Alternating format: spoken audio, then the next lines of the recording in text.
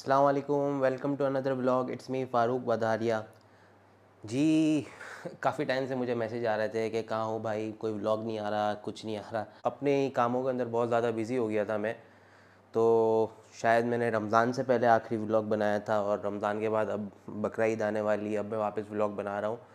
तो मैं असल में मेरा को जो ये ब्लॉगिंग है और ये ट्रैवलिंग है, ये मेरा हॉबी है। तो ये मैं बस अपने शौकिया ये सारी चीज़ें व्लॉग बनाना, ट्रैवलिंग के बारे में बताना, क्योंकि मुझे बहुत शौक़ है।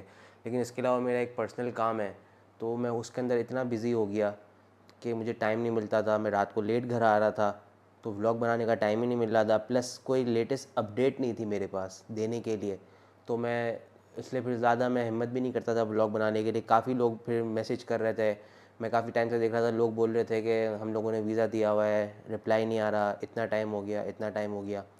तो मैं रीडिंग में था, मुझे मतलब सारी नॉलेज थी कि क्या हो रहा है प्रोसीजर के बारे में, स्लो है क्या है, क्योंकि मैं यहाँ पे व्लॉग नहीं बना रहा था। लेकिन ये है कि काफ़ी मेरे पास जो लोग आते थे मैं उनको हेल्प करता था। लोग मुझसे सवालात इंस्टाग्राम वगैरह पे पूछ रहे थे, मैं उनको भी जवाब दे रहा था और लोगों के केसेस भी अप्लाई करवा रहा था, सबमिट भी करा रहा था, सब कर रहा था। लोगों के जो सवालात हैं उनको मैं देखूं कि किस टॉपिक पे, किस चीज़ पे ज़्यादा सवालात किए हुए हैं। तो जब मैंने रीडिंग किया तो मोस्टली लोगों का, असल में मैं जब है ना इंस्टाग्राम पे, मैं व्लॉग तो नहीं बना रहा था, लेकिन इंस्टाग्राम पे मैं अपनी जैसे ही मेरा कोई वीज़ा आता था, मेरे किसी क्लाइंट का वीज़ा आता था, तो मैं उसको शेयर करता था कि आज हमारा वीज़ा आ गया, इतने दिन में आ गया, 4 दिन में आ गया, 15 दिन में आ गया, 1 हफ़्ते में आ गया। तो इस जब मैं ये लगाता था तो लोग बोलते थे हमारा इतने टाइम से अप्लाई हुआ है अब तक नहीं आ रहा, आपका कैसे 1 हफ़्ते में आता है, क्या आता है। असल में जब मैं वीज़ा भी शेयर करता था तो उसके ऊपर मैं है ना वहाँ पे डेट लिखी होती है कि वीज़ा कब आया। तो जब वो डेट मैं ख़ास तौर पे ओपन रखता हूँ कि ताकि लोगों को पता चले कि यार ये लेटेस्ट वीज़ा है, देखो ये लेटेस्ट वीज़ा है। जैसे अभी मेरा ये 6 तारीख के दिन, आज डेट है 9 और 6 को मेरा वीज़ा है, तो वो भी मैंने उसका भी पोस्ट लगाया। तो वीज़े आ रहे हैं अल्हम्दुलिल्लाह। तो लोगों का मेन जो मैं व्लॉग बनाने का मकसद ये था कि जो लोग सवाल कर रहे थे, और काफ़ी लोग कर रहे थे कि यार हमारा अभी इतने इतने टाइम तक जवाब नहीं आ रहा, इतने टाइम बाद जवाब आ रहा है, ये आ रहा है, वो आ रहा है, आपका कैसे जल्दी आ रहा है। मैं ये 9 जून को व्लॉग बना रहा था, तो मैंने जैसे ही व्लॉग फिनिश किया तो मुझे ये वीज़ा रिसीव हुआ, तो मैंने इसकी भी अपडेट दे दी। तो कोई ट्रिक है, कोई क्या है, कोई फार्मूला है तो हमें बता दो ताकि हमारा भी जल्दी आ जाए। आप किस तरह करते हो, कोई अलग पोर्टल है, कोई अलग तरीका है, कोई अलग ऑप्शन है, कोई अर्जेंट अप्लाई करने का ऑप्शन है, कोई एक्स्ट्रा पैसे लग के अर्जेंट कर सकते हैं कि जल्दी आ जाए। तो देखो भाई, ये सारे सवालात का जवाब मैं देने के लिए मैंने बोला चलो यार, काफ़ी टाइम से लोग पूछ रहे हैं, इतना मोहब्बत करते हैं, इतने सवालात करते हैं, तो मैं बता दूं कि भाई कोई ट्रिक नहीं होती, कोई अर्जेंट फ़ीस नहीं होती, वीज़ा अपने टाइम से आएगा। पाकिस्तानियों को मैं बता दूं कि पाकिस्तानियों का भी ऑफिशियल टाइम जो इन्होंने कनाडा ने रखा हुआ है 3 महीने का रखा हुआ है, तो 3 महीने ऑफिशियल टाइम है। अच्छा, बेसिकली लोग नॉर्मली भी अप्लाई कर रहे होते हैं, मैं सिर्फ कैन प्लस का अप्लाई करता हूँ वीज़ा। हाँ, अगर कैन प्लस कैटेगरी है तो मैं उसका वीज़ा अप्लाई करता हूँ, क्योंकि जब कैन प्लस किसी की होती है तो फिर मैं उसको 100% प्रोसीजर से लेके जाता हूँ ताकि वीज़ा लग के आए। इसीलिए हमारा जो वीज़ा रेशो है वो बहुत अच्छा है, क्योंकि हम कैन प्लस के अलावा हाथ ही नहीं डालते। तो इसीलिए मेरा जो लोग बोलते हैं कि भाई आपके वीज़े लगते ही रहते, रिजेक्ट नहीं होता, तो वो रिजेक्ट का मसला ये नहीं है। रिजेक्ट होते हैं कैन प्लस में भी, मेरे बहुत सारे वीज़े अप्लाई हुए जिसमें से मेरे कुछ मतलब ना होने के बराबर ही, मतलब 4-5 केसेस ही रिजेक्ट हुए हैं। बाकी मतलब 100-300 से ज़्यादा मैं अप्लाई कर चुका हूँ। अल्हम्दुलिल्लाह रिजेक्शन नहीं आती, क्योंकि मैं स्टडी पक्की करता हूँ लोगों की। अगर लोग मेरे पास कैन प्लस का केस भी लेके आते हैं तो मैं देखता हूँ कि सिर्फ यूएस वीज़ा है, कोई ट्रैवल है नहीं है, कोई वेल्थ है नहीं।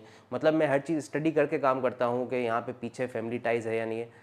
तो वो सब मैं कैन प्लस को भी हाँ बस कैन प्लस है डाल दो ऐसे नहीं करता, उसको भी स्टडी करके मैं बोलता हूँ हाँ यार लगेगा। नहीं लगता तो मैं उसको बोलता हूँ यार लगेगा नहीं, रिस्क है, ये है। फिर वो बहुत ज़्यादा इंसिस्ट करता है, ज़िद करता है तो कर देते हैं।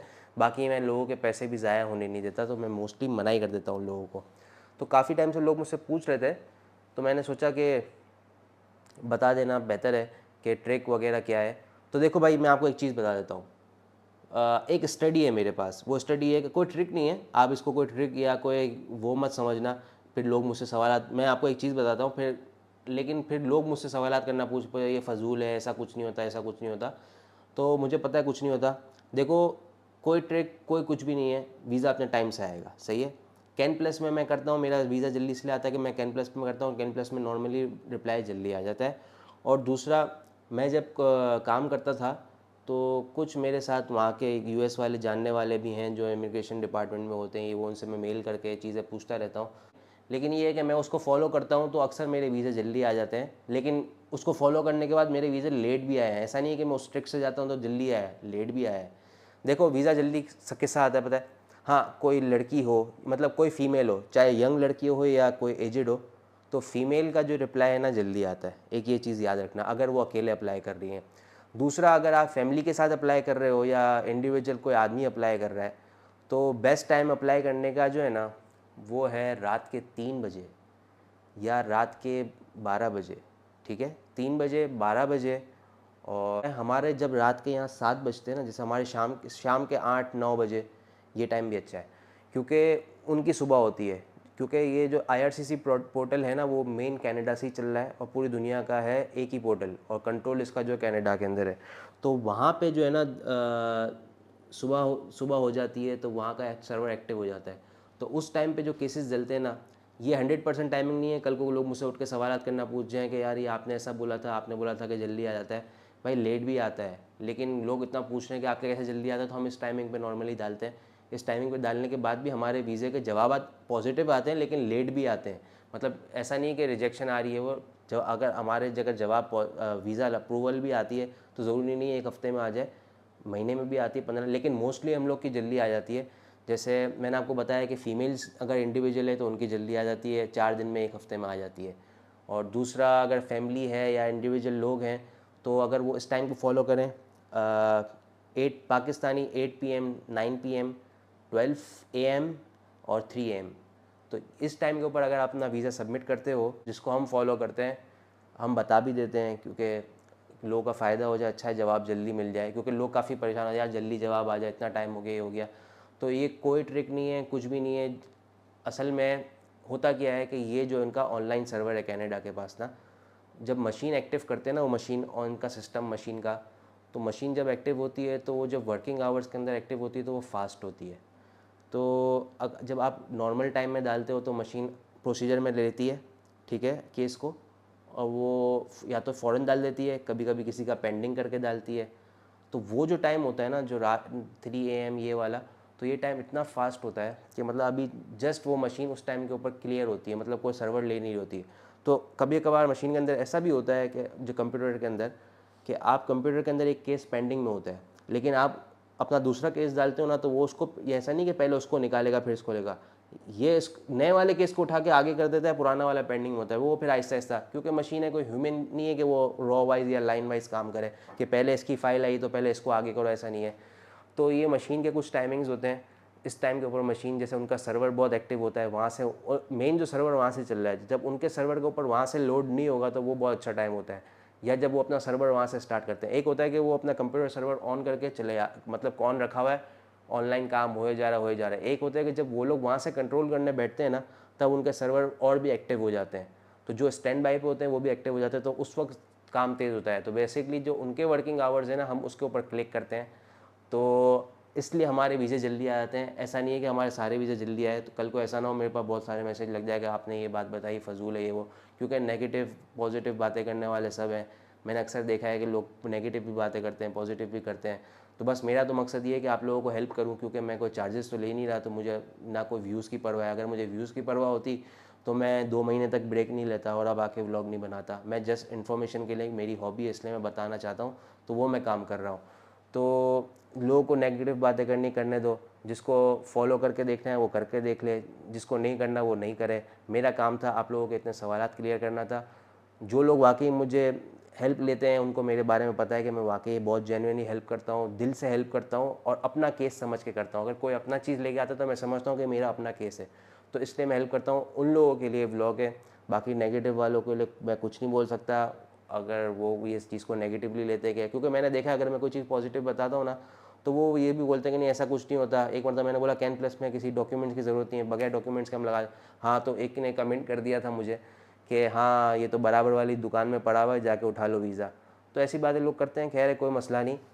हाँ, अगर मुझे कोई पैसे दे रहे होते आप लोग या कुछ मेरा अर्निंग का ज़रिया होता ही है, तो मैं बिला वसूल के व्लॉग बनाता कि हाँ यार मुझे अपने व्लॉग चलाने हैं, मुझे अपने ये करना है वो करना है, मुझे अपने व्यूज़ से परवाह, मुझे अपने पैसों से परवाह। हालांकि देखो, मैं अगर मुझे व्यूज़ का और इतना होता तो मैं कुछ ना कुछ करके इन्फॉर्मेशन दे ही रहा होता, डेली व्लॉग्स कर रहा होता, डेली नहीं तो वीकली कर रहा होता। मैं 2.5 महीने के बाद आके व्लॉग बना रहा हूँ क्योंकि कोई अपडेट नहीं थी। जब कोई अपडेट नहीं थी तो मैं क्या बिला वजह व्लॉग बनाऊँ, क्योंकि मेरा ये इनकम का ज़रिया नहीं है यूट्यूब। तो जस्ट मेरा एक हॉबी है, तो मैं आप लोगों को बताता हूँ। तो फॉलो करते हुए मैंने आप लोगों के लिए आज फिर से व्लॉग बनाया, और अगर मुझे कोई इन्फॉर्मेशन मिलेगी तो फिर मैं व्लॉग बनाऊँगा। आप लोगों को कोई सवाल पूछने तो पूछ लें। हाँ, ये है कि फ़ौरन ब्लॉग नहीं आएगा, मैं अपने टाइम के हिसाब से जो मुझे अच्छा टाइम लगेगा, अगर मैं टाइम फ्री हूँगा तो उसके जवाबात के लिए एक ब्लॉग बना दूँगा। बाकी बस ये ही, कोई ट्रिक नहीं है, यही ट्रिक है कि ये 3 टाइमों को फॉलो करो। और मैंने आपको बता दिया कि इसके अंदर कोई ट्रिक नहीं है, बस ये कंप्यूटर की टाइमिंग्स हैं।